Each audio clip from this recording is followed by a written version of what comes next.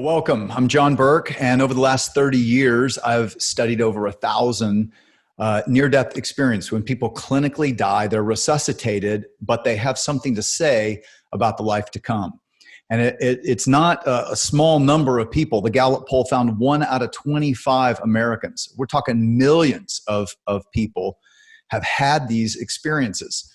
But they're hesitant to come forward and talk about them. They often say they were more real than anything we've experienced here.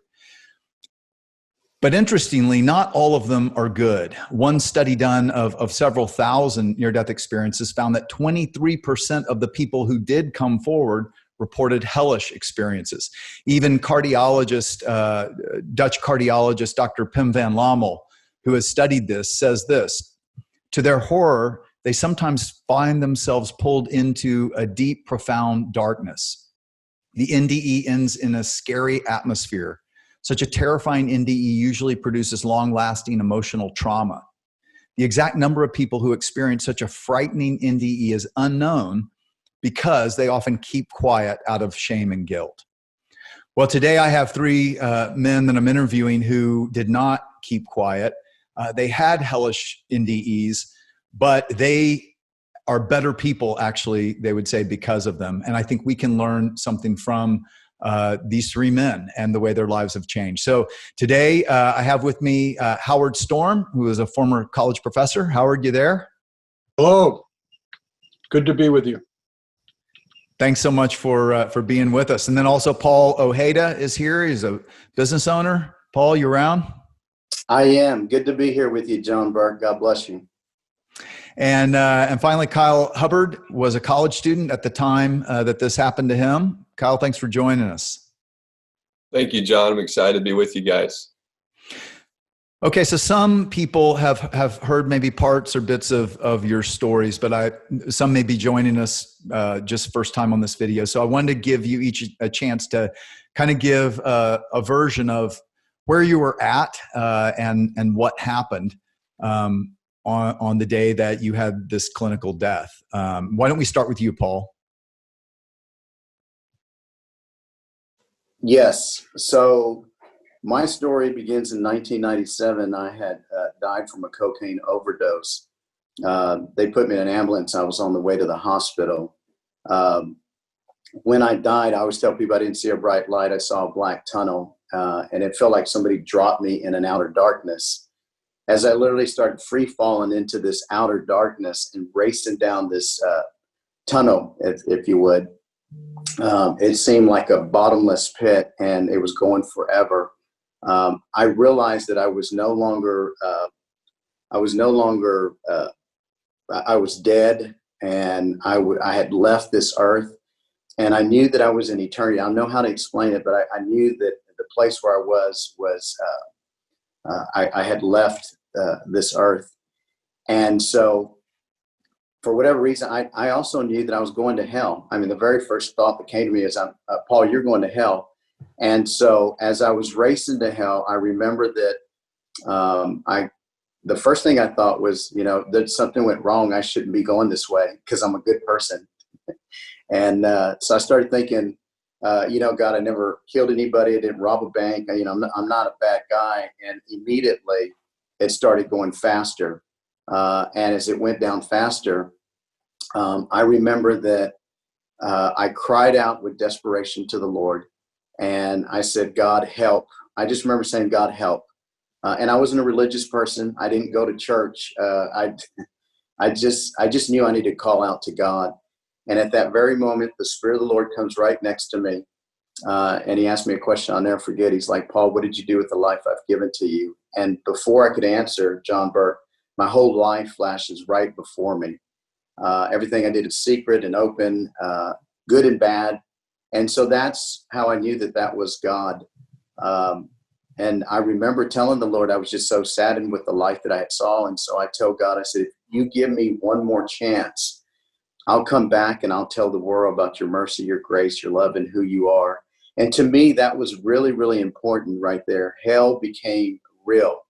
I've heard about it, but to experience it and to see that there is a place, and if I could, there was a pulling away from God.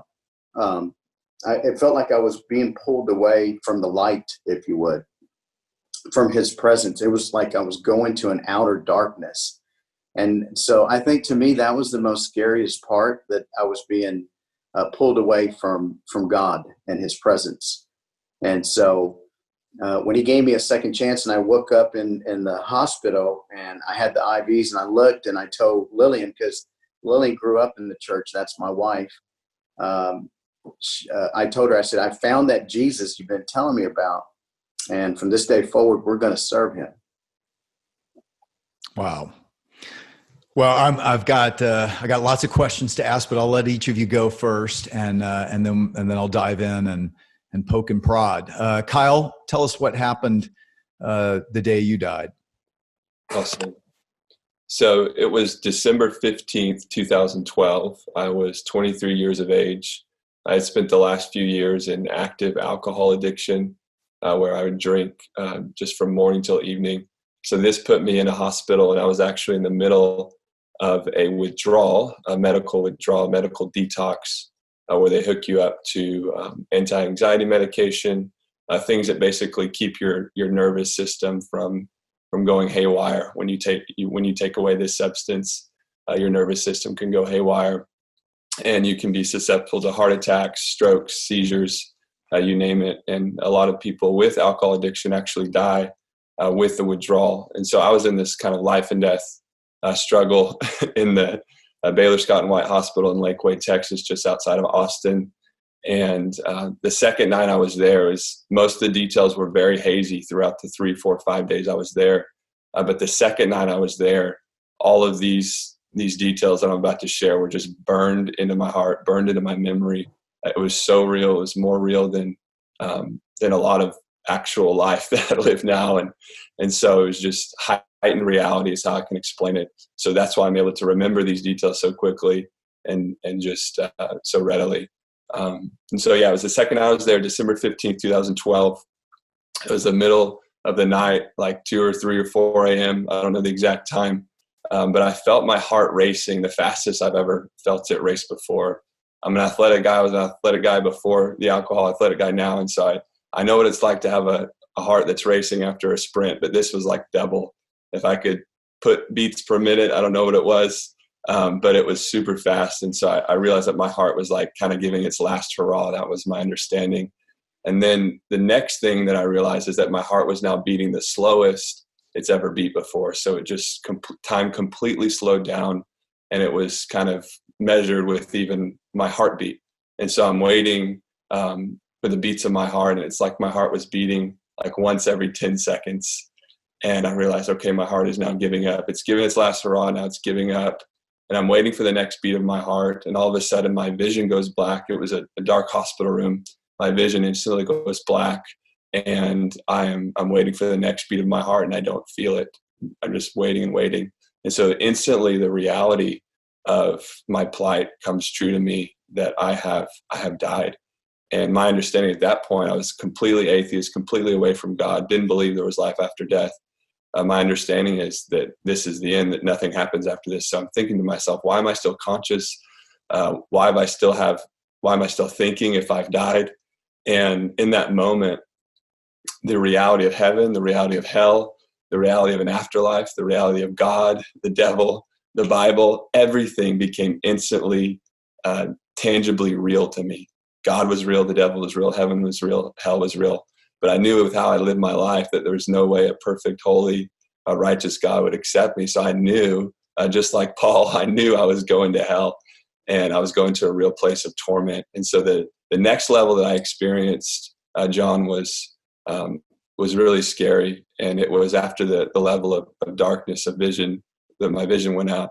And it was this dark, dingy, kind of yellow, old style hospital room. And there were people running around trying to inject themselves with a drug, trying to get a drink, whatever gave them peace on the earth. They were looking for that, but they couldn't find it. They were opening drawers. There was nothing in there to give them relief. And so peace was completely gone in this stage.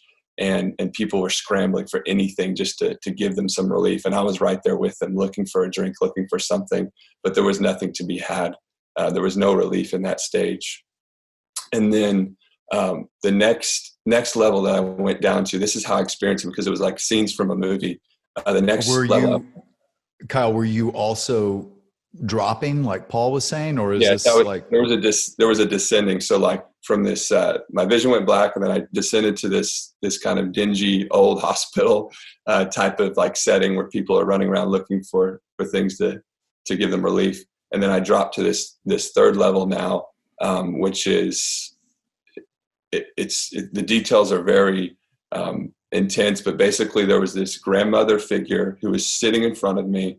Half of her face was in the light, and it was the most beautiful, beautiful thing I'd ever seen, the most peaceful thing I've ever seen.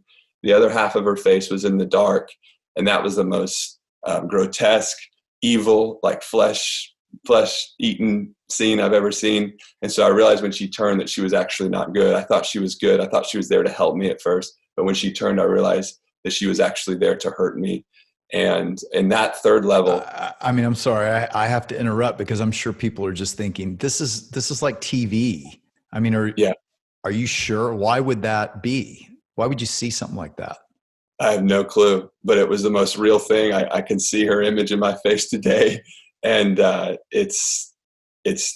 she was sitting in front of me, and I thought she was there to protect me. But like I said, as soon as she turned, it was just the most evil thing that you could imagine.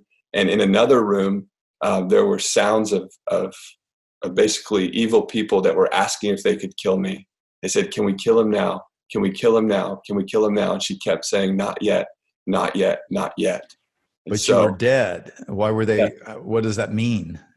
So somehow I thought I had died, right? I'm in this other place, but somehow there was an actual other death where they would come at me and kind of torment me, and whatever they were planning on doing, it was basically to destroy me at a deeper level. And I'm in my physical body too in this stage. It's completely me in front of this evil grandmother figure. And so you can still feel things. You feel like you're yourself. You have a body. Completely. I knew I was Kyle Hubbard. And senses. And the senses were heightened. I mean, it was the colors that I saw. There was even these animal figures that were kind of at the control of this grandmother figure, and they were the most brilliant, fluorescent, beautiful colors. But I was like, oh, they're beautiful. But then when they'd look at you, you realize like these are out to actually torment me, and so they're not good. And so what seemed to be good in this third level was not good at all. She kept holding back the people who were wanting to destroy me at a deeper level. And then all of a sudden I go to a fourth level, a descend down. And this is where it gets just interesting, where it was kind of a reprieve. It was almost a chance. Even in that hellish experience, it was almost a chance to repent at that stage. And in this fourth level, there's 3 African-American ladies with the most beautiful, joyous countenance, the most beautiful, joyous face, and they were comforting me. They're saying, "You're going to make it. You're going to make it. You're going to be okay." And they started singing gospel music, like all about Jesus. They started singing over me and basically saying, "You're going to be okay. You're going to be okay." But again, my heart was condemning me so much. I was like, why am I even deserving this reprieve, this peace? And so I didn't. So that wasn't a looks good, but really evil. They were really good. There was peace. It was basically a chance, even in that experience, I believe, looking back at it now, to say yes to their song. They were singing the truth of Jesus, the truth of God over me. And it was almost like an old gospel church service that I was in this fourth level. But I didn't, like I said. And you grew up in church, right? I did. Yeah. My dad's been a pastor for over 40 years. So I grew up every Sunday, Wednesday. I knew the songs, I knew the language, but my heart was so far from God. I was a pre-med major. It was all about rational thinking, science, what you can see, what you can feel, what you can touch. But I'm in this place where I'm seeing, feeling, and touching supernatural things, and I have no grid for it. And again, so my heart is condemning myself, even when these African-American ladies are singing identity over me. I didn't accept it. And so now I go down to the last level, which is me just descending, really similar to Paul's story, where I'm descending down and into deeper and deeper darkness, deeper and deeper torment, deeper and deeper just total fear. Like the worst anxiety attack I had on earth was nothing compared to the anxiety that I was feeling in this moment. And so I realized, okay, and this is where I'll wrap up here, and I'll let our other guest share, Howard. The thought gets put into my heart. Since I'm going to be here forever, I knew I was going to be here forever. That was without a doubt. I'm going to be in this place of torment. I might as well get right with the person who rules this place, or the entities that rule this place. So the thought comes in my heart, John, to start cursing God and cursing Jesus with every curse word I knew. Because I thought, if this is what the devil believes, I knew he hates God, he hates Jesus, I might as well start agreeing with him and agreeing with what he agrees with, because maybe I'll have some place of authority, or they'll give me a drink of water or a cold beer or whatever. And so I start cursing God, cursing Jesus with every curse word I knew for probably 5 minutes. And every time I'd say a curse word, I would fall into deeper and deeper pain. So I realized I came to the end of myself, and I was like, this isn't getting me anywhere. So now the last moment before God rescued me, as I'm suspended in nothingness in a deep, dark void, the only things I remember were out on the periphery of my vision were these kind of like little furnaces you see in a log cabin, but they were way out in the distance. That was the only light. It was like this low glow, and I'm suspended in nothingness. And I've come to the end of myself. I'm not cursing God and Jesus anymore, because I know that's gotten me to this place. And so one word comes into my heart or into my mind to say, and that's the word yes. Why yes? Just one word. I didn't know what I was saying yes to, who I was saying yes to, but that's the word that came in my heart. I knew that that's what I needed to say. And so I yelled it. I yelled the word yes into the nothingness. Yes. And as soon as I yelled yes, I was instantly back on that hospital bed in that hospital in Lakeway, Texas. But this time there was a tangible peace in the room, like a true, like everything is okay, a true peace. And I realize I'm back to life, and I'm getting my bearings. And I see a little life review of just a few scenes from my dad and I growing up, where he was like throwing the football to me, and it was just me and my dad. It was some of the greatest moments from my childhood. And I really just feel that's the Father's heart over us. That's what he wanted me to remember from my life, remember it through the lens of mercy. And so I see the kind of little old TV scenes of my dad and I's favorite moments. And then I'm still getting my bearings, realizing I'm back to life, but with this tangible peace in my heart, like I'm at grandma's house. And I look up to the right, and it's in the middle of the night. So it's a dark room. I see written on the wall in bright, glowing, like the color of lightning, is a Bible verse. And it was John 3:16.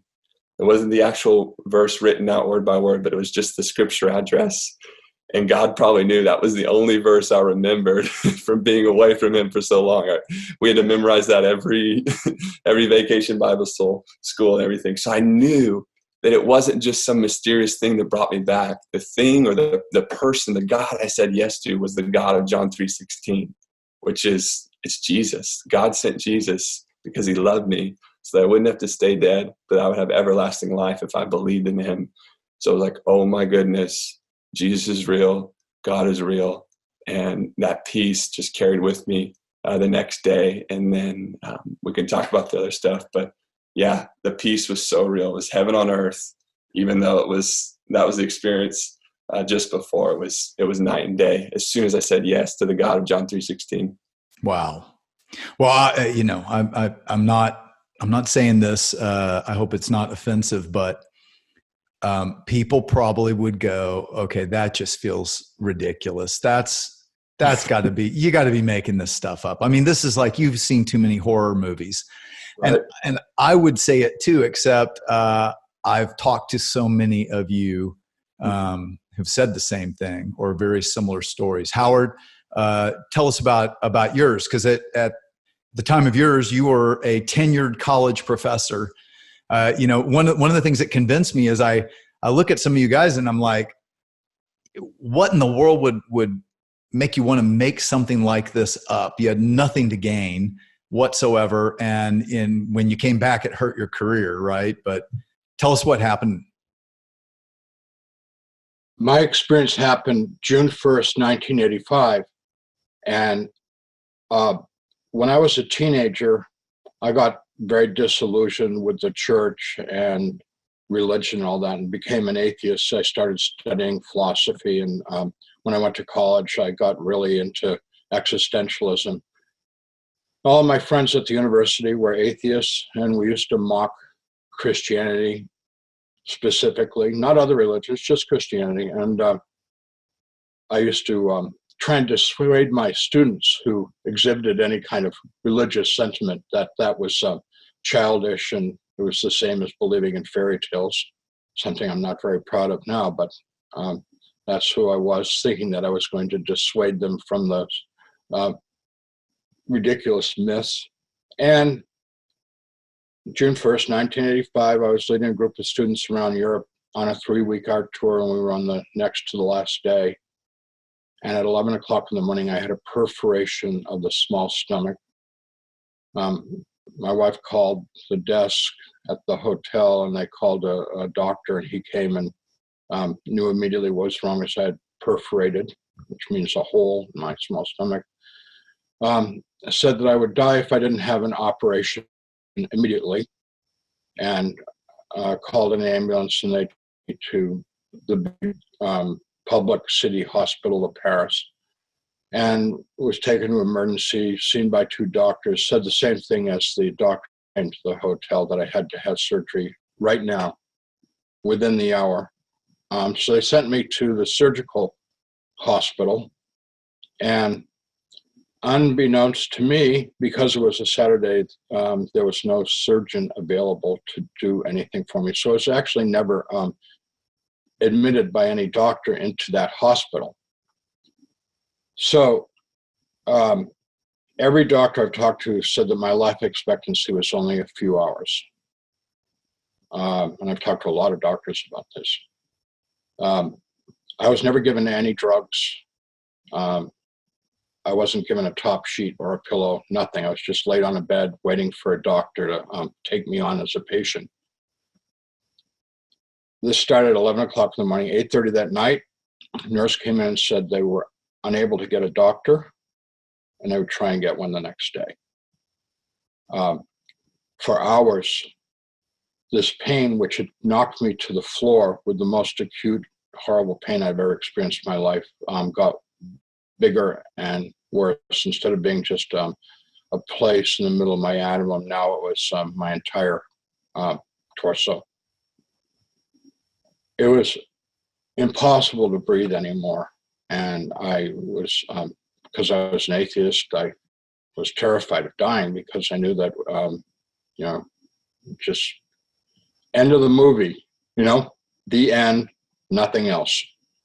I knew that for certain, and all of my friends at the university, who were all professors, they all knew that too.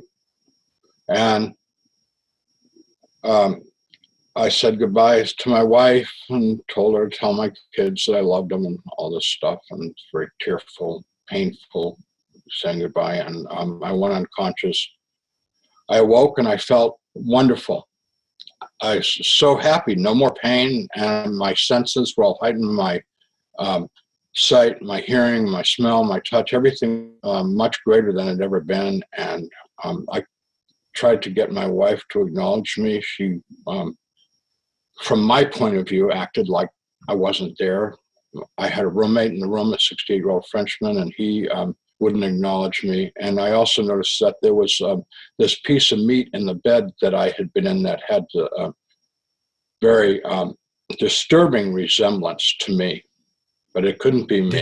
Did you realize you were dead? I refused to acknowledge that I was dead, because I felt great. How can you be dead and feel that good? It's impossible. And I knew that the thing in the bed, which was dead, couldn't be me, because I was standing there looking at it. You can't look at yourself. That's not possible either. And I heard people calling me outside the room, and they were saying, "Howard, hurry up, come with us." So I went over and I said, "I'm sick. I need a doctor. I'm supposed to have surgery." And they said, "We know all about you. Been waiting for you a long time. You have to come with us now." So I reluctantly. Who were these people? I mean, who'd you think they were? I thought they were hospital people to take me to the doctor. They said, "We know all about you. Come with us now." So I thought, okay, walk me to my surgery. So we walked and walked and walked, and it was a very, very long journey, and it got darker and darker and darker. And the number of people, which were originally maybe 8 or 10, became hundreds. And Hey, let me pause just a second, because I've wondered, like, what would have happened if your experience had stopped right there and you'd come back to life? Because some have experiences that are shallow, some have experiences that are deeper in terms of these near-death experiences. If you had come back to life right then, what would you have thought? I wouldn't be talking about it. I would have thought that was really weird, and I wouldn't have told people about it, and it certainly wouldn't have changed my life. So initially, this is like a welcoming committee of people who are nice, and they're saying, "Come with us. We're going to help you." Yeah. But it didn't end that way, did it? No. So eventually, I was terrified because they were getting very ugly, saying really horrible things, what they were going to do to me and stuff. And I said, "I'm not going with you any further." And they said, "You've got to go further." And I refused. So they started to push and pull, and I fought back. And eventually, the pushing and pulling turned into hitting and kicking, and then that turned into biting and clawing and scratching, and then that turned into them invading my body, which I don't like to talk about. Eventually, I was just all ripped up in a fetal position, just total pain. But the greater pain was the emotional pain of what they had done to degrade me. And I heard a voice say, "Pray to God." And I thought to myself, "I don't pray." And the voice said, "Pray to God." And I thought, "I don't know how to pray. I can't pray." And the voice said, "Pray to God." And I thought, when I was a kid and went to Sunday school, we learned prayers. What were those? And I'm trying to think of things, and I'm thinking of all the things I'd memorized as a kid, like the Pledge of Allegiance and Gettysburg Address and Shakespeare and stuff like that. And finally I come upon, "The Lord is my shepherd." So I say it. And the people around me were very, very angry and saying in incredibly obscene, horrible language that there is no God, nobody could hear me, and they were going to do much worse things to me if I didn't stop that immediately, which encouraged me to start using God and Jesus in the crudest possible ways to eke my revenge back at them and drive them. And I drove them away from me, and then they left me there, and I had an opportunity to go over my life. And I went over my entire life and came to the conclusion that my life had been a complete failure, that I thought it was something really big and important, and I realized I was not big and important, and that my failed relationships with my parents, my sisters, my wife, my kids, my students, my colleagues was what my life really added up to, and that I had gone down the cesspool of the universe into this horrible place, and the people that attacked me were my brothers and sisters in spirit, and they were people just like me. And where were you? What do you mean they were your brothers and sisters in spirit? And where were you at that point? I was in a place of nothing but people who had lived their lives to gratify themselves, and now they were able to live without restraint. And the thing that made the place awful was their behavior. Since there was no restraint on their behavior, it was a world of domination and conquest and demeaning one another, which is what was in their hearts as they lived in this world. They lived to dominate and gratify their desires and to demean other people. So I realized that this is what was for me forever and ever and ever, and there was no way out. And I sank into the deepest despair and hopelessness. In that place, a memory of myself as a little child in a Sunday school classroom came to me singing "Jesus Loves Me."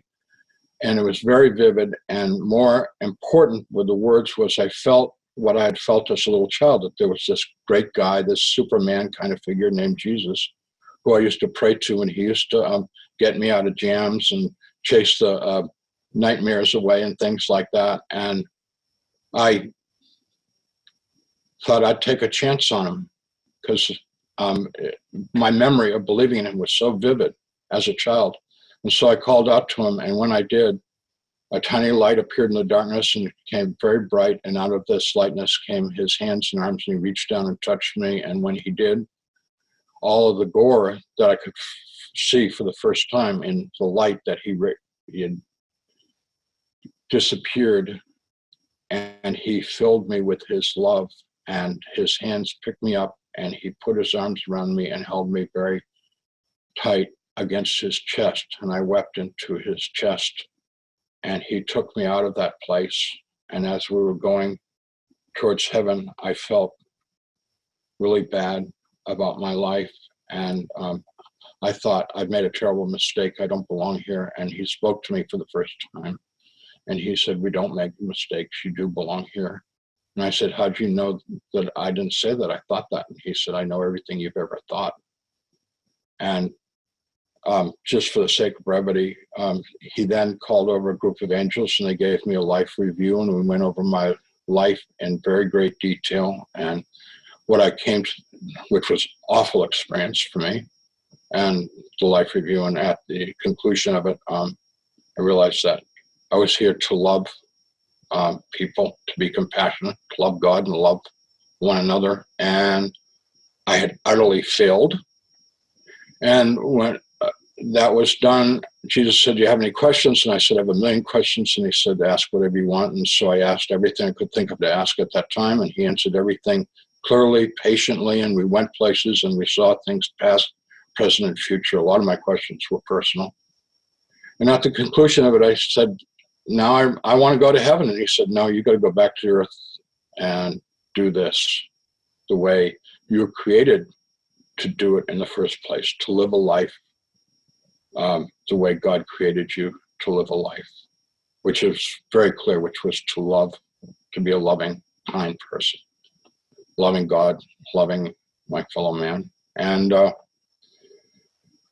we had a big argument because I didn't want to come back, and he persuaded me that it really was the best thing for me. So I agreed to come back, and when I came back, I was slammed back into the body, into the pain, and immediately nurse who had been in the room earlier came into the room and said, "A doctor has arrived at the hospital, and we're going to have the surgery." So they prepped me, and I had the surgery. Wow. I mean, again, like, if I hadn't heard so many of you guys say very similar things, I think I would again think you've watched too many movies. But as you've said, I mean, you also experienced these people. It's kind of like the worst prison scene on earth, right? Mm-hmm. Where Yep. people who want their will done are given free will. It's kind of like victim or victimizer, Right. or victimized or victimizer. And you were in an outer darkness as well? Yes. So I'm curious. I mean, Jesus talked about this. He talked about this outer darkness. He said where there would be weeping and gnashing of teeth. Others, though, hear these hellish near-death experiences, and they talk about how, well, that's because you had low vibrational energy when you left this earth. And, love, of course, is the highest vibrational energy, they would say. And so you go to where your vibrational energy was. And that there's a chance to get out of it. And I guess you guys did, but from having experienced it, what's your interpretation of this?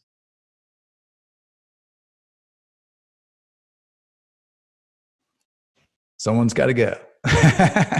I can go. Yeah, I believe that God in his mercy knew what it was going to take to get my attention and reveal to my heart that he was real and that he was good and that he was love. And a lot of people need to experience that rock bottom experience in order to kind of have that heart change and learn what life is really about loving God and loving people. And for me, I think that this experience exposed the reality of my heart, and God in his mercy and his kindness revealed what life is really like without him. And so I believe it was a just a very real open vision where the Lord took me to places and regions in eternity where he is not there, or his presence has been taken away, and his restraining hand or his restraint on evil is taken away.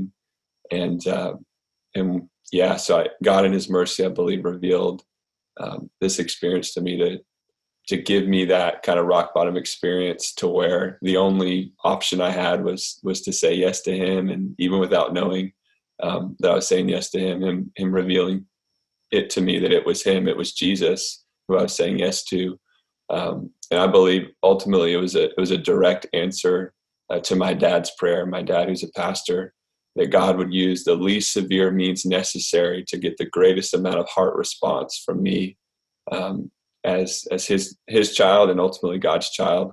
And so this was the least severe means, was God showing me this open vision of torment and the hell of the Bible, at least to a certain amount of percentage of whatever it was that I needed in order to come to the end of myself. Kind of like the prodigal son, he came to himself. Nebuchadnezzar came to himself, and they had this turn where they said, there is a God in heaven. I've blown it, but you're good. Will you give me another chance? And he did. So it was a merciful, but yet painful way back to have another chance to live a life of love. You know, it's interesting because Howard, you and Paul had, you cried out to God, and people sometimes ask me, well, does that mean we get a second chance, after we die? And, sometimes people will quote Hebrews 9:27, people are destined to die once, then they face judgment.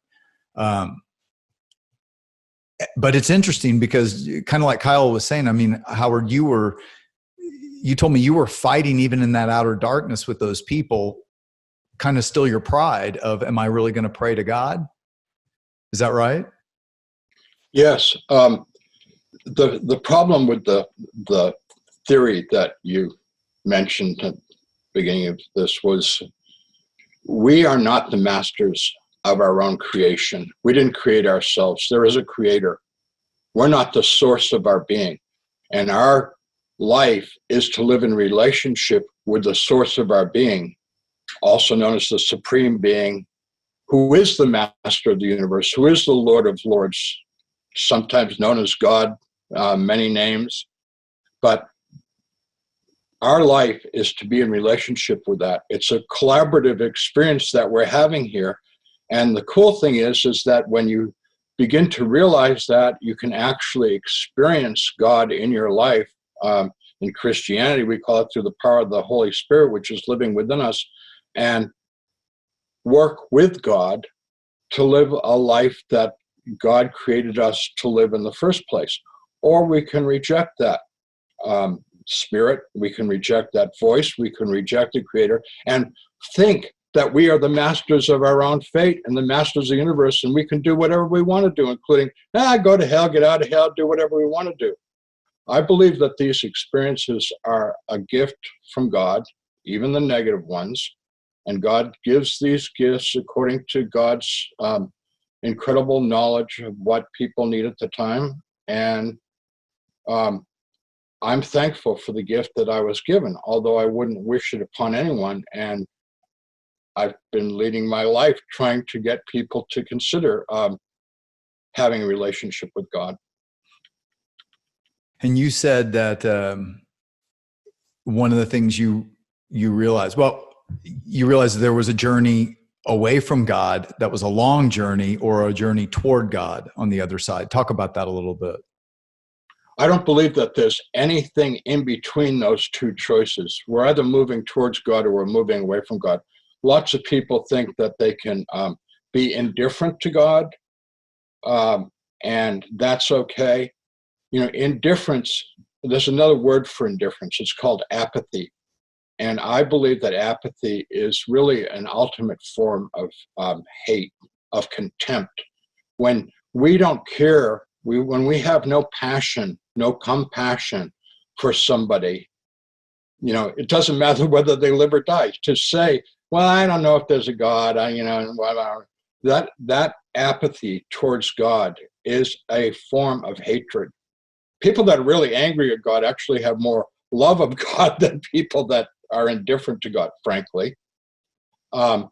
You're either moving towards God or you're moving away from God. And I've been living a life for over 35 years now, trying to move towards God every day in any way that I can, sometimes successfully, sometimes not, but that's been my intention. And it's a wonderful journey. It is the most excellent, joyful experience of my life. Well, and that I wanted to ask you guys each about that. And part of the reason I wanted to interview you together is because of the change that actually happened when you came back. Why don't you each talk about that and what you've been doing since? So I'll jump in here, John. I want to say that when I came back, after experiencing hell, one of the things that stood out to me was, like I said in the beginning, I didn't grow up in the church. I grew up out of the church. As a matter of fact, I told people we were drive-by Christians. We drive by and do the sign of the cross. I grew up Catholic, and so I told people we were bad Catholics because we didn't even go to the church. But when I experienced hell, because I heard a lot about heaven, and it's rarely that I heard about hell. And when I did hear about hell, I remember that when I was partying and drugging and hanging out in the world, to me, hell was just going to be this big old party where everybody's going to be hanging out. And so it was going to be a great place to go. But it was completely opposite of that. And so when I experienced hell and I recognized that I was separated and I was in an outer darkness and pulled away from everything that God is love, God is light, and I was pulled away from all that. When I made that promise to the Lord and I asked him if I could come back, my number one purpose and my number one goal was that no one would ever come to this place called hell. Because to me, it was real and it existed, and it wasn't a fairy tale, and it was just as real as heaven is to me, if not even more real.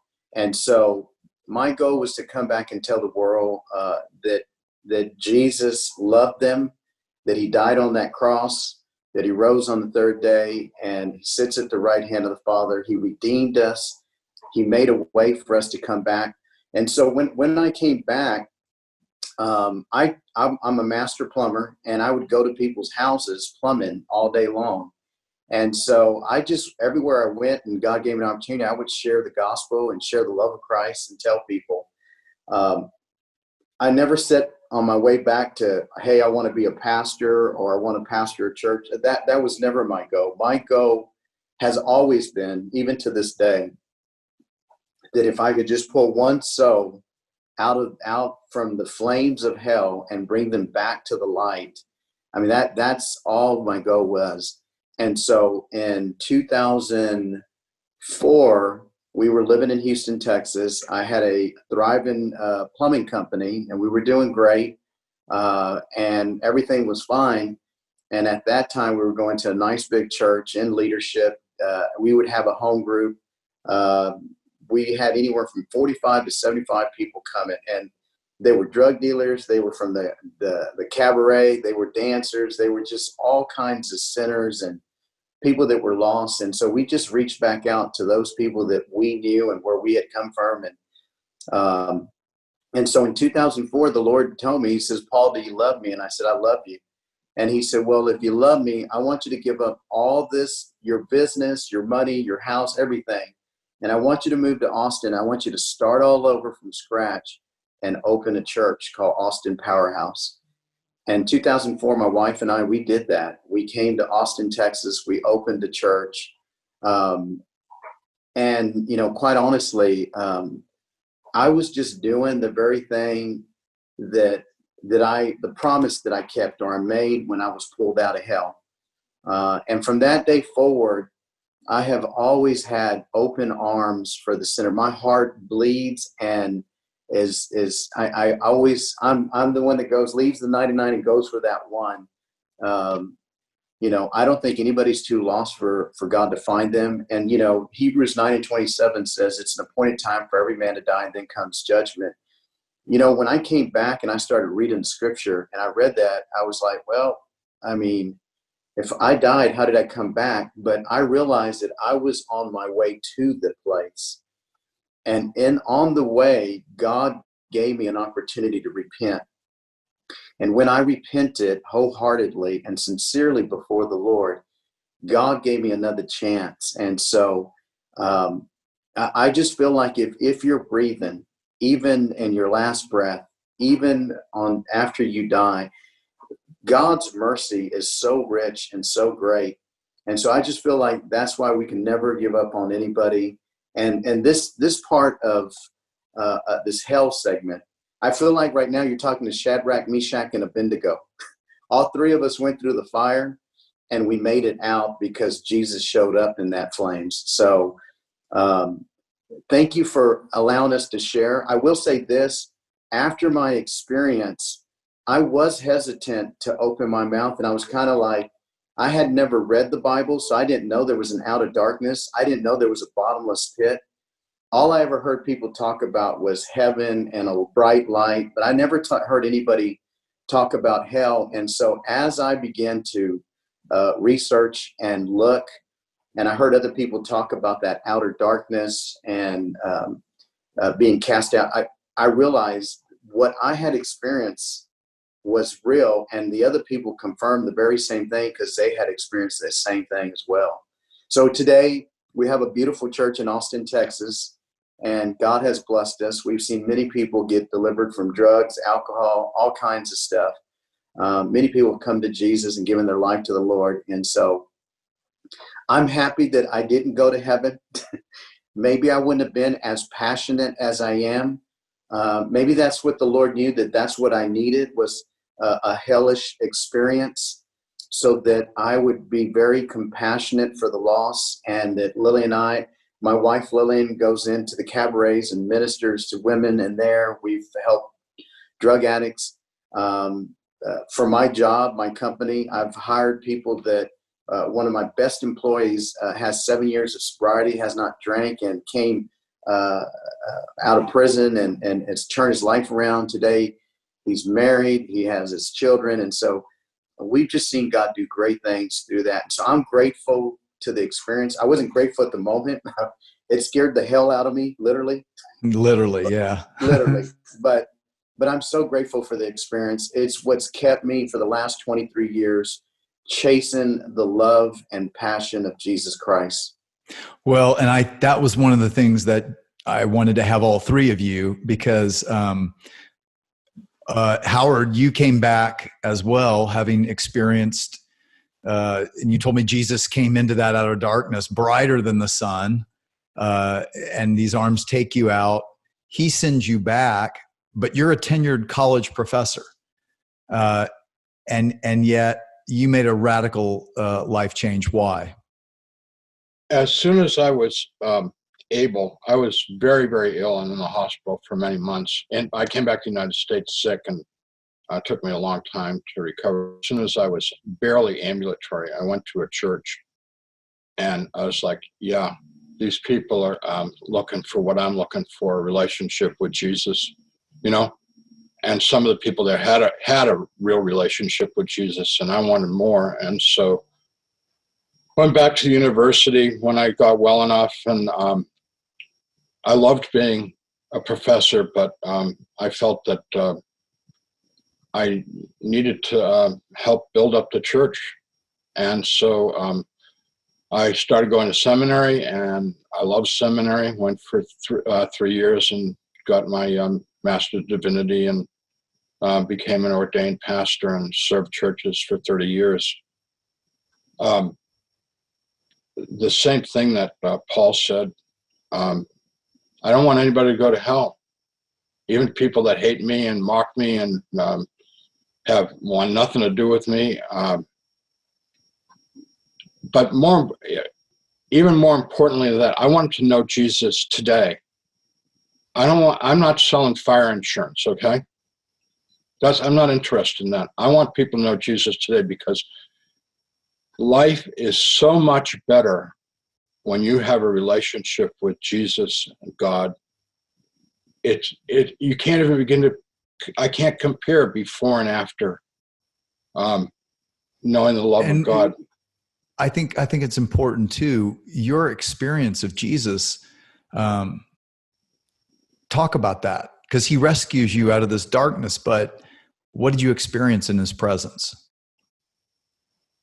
One of the things that the love is beyond description, and really the word that we use is love doesn't begin to describe what I felt in his presence. But something I like to tell people is that he really likes me, and he, by extension, he really likes all of us. He made us. You know, your nose, your ears, your hair, your thoughts. You didn't create any of that. He did. And he loves us the way we are because he is our creator. Jesus is the creative activity of God. And he very much wants us to have the best life possible. He says in the Bible, which you never hear anybody say this, he says in the Gospel of John, may my joy be in you and may your joy be complete. And that's what he's given me. He's given me, in French, they call it joie de vivre, joy of life, because he fills me with his spirit. So we're not apart. People ask me, do you still see Jesus? And I said, we're buddies. We're tight. You know, no, I don't see him, you know, but he's with me all the time. And he's talking to me, whether I listen or not. He's talking to me. Well, and again, if I were a skeptic, I would go, oh, well, okay, so you guys are all pastors, because Kyle, you came back and you became a Christian pastor as well. And some people would then just discount it all because, oh, well, you're Christian pastors. But what's intriguing is that's not where you guys were. So this is a radical, how in the world do you explain? This is like Paul on the Damascus Road, who's killing Christians, and then he encounters this brilliant light who turns out to be Jesus, God of light. And then he changes his whole life and writes much of the New Testament. And I feel like in some ways I'm friends with three Pauls of today. Kyle, why did what was the journey for you coming back? Yeah, just getting emotional, even hearing Paul and Howard's stories. Just everything they said is, I could say the same thing. They said it beautifully. And my journey from that December 15th hospital experience, about 7 months later in July 23rd, actually, 2013, I was still struggling with identity and kind of the temptation to go even drink again. I hadn't really started reading the Bible yet. I had that crazy experience, but there was just a lot of rough edges that were getting worked out. And I came in just under kind of a cloud of depression one day, came into my parents' bedroom, and there was praise and worship music playing. And the words and the music just sang over me. And I felt that liquid love that's beyond description that Howard just described, that love that you can't put words to.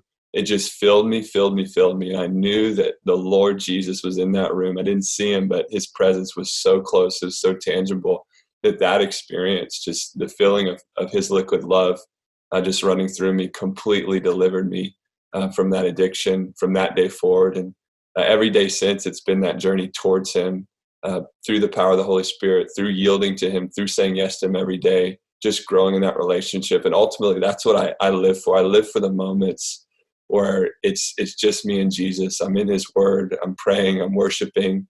And from that place of receiving his love, he's given me such a great love for people, to where I every person I see, I know just the way that I've experienced the love of Jesus, he feels that way about them, and 10,000 times more, because his love is infinite.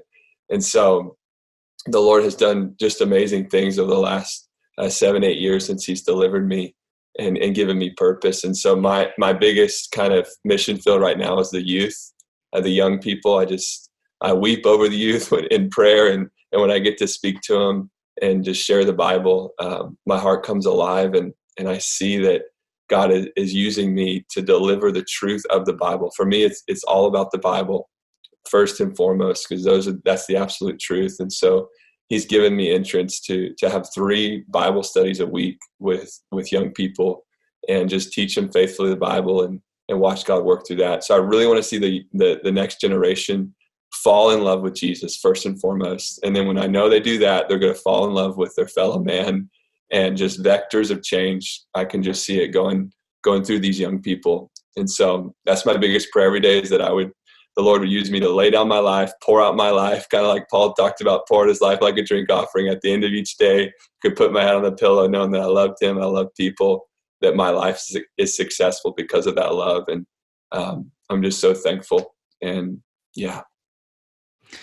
Well, and I think it is such an encouragement, knowing that you guys came back from, literally the worst experience you could possibly imagine, and yet God has used it for good in your lives, and that has had a ripple effect through many more lives. And I think